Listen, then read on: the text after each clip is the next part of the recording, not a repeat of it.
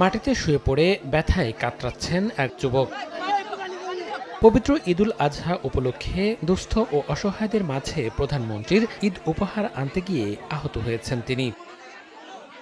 সুনামগঞ্জের শাল্লায় চলছিল প্রধানমন্ত্রীর ঈদ উপহার বিজিএফ কর্মসূচির চাল বিতরণ। শুক্রবার আটগাঁও ইউনিয়ন পরিষদে চাল আনতে যান সুবিধাভোগীরা। সে সময় ঘটে এমন অনাকাঙ্ক্ষিত ঘটনা। স্থানীয়রা জানান, চাল বিতরণের সময় বিশৃঙ্খলা দেখা দিলে নিয়ন্ত্রণের চেষ্টা করেন শাল্লা থানার কনস্টেবল রাজু।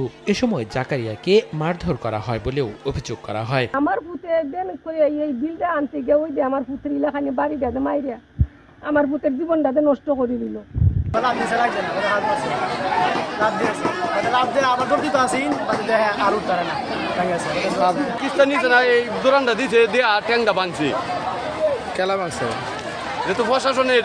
তবে অভিযোগ অস্বীকার করেছেন কনস্টেবল রাজু। বলেন, সরকারি চালের বস্তা নিয়ে যেতে চাচ্ছিল জাকারিয়া নামের ওই যুবক। একাধিকবার সতর্ক করার পরও কথা শুনেনি সে।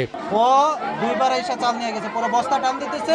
পরে আমি সতর্ক করলাম যাতে আমি আশেপাশে না দিই। তারপরে এসে বস্তা টান দিছে। পরে চাল দুইবার কে দিছে? আপনি দিছেন? হ্যাঁ, আরে না, টান দিয়ে নিয়ে যেতেছে নিজে।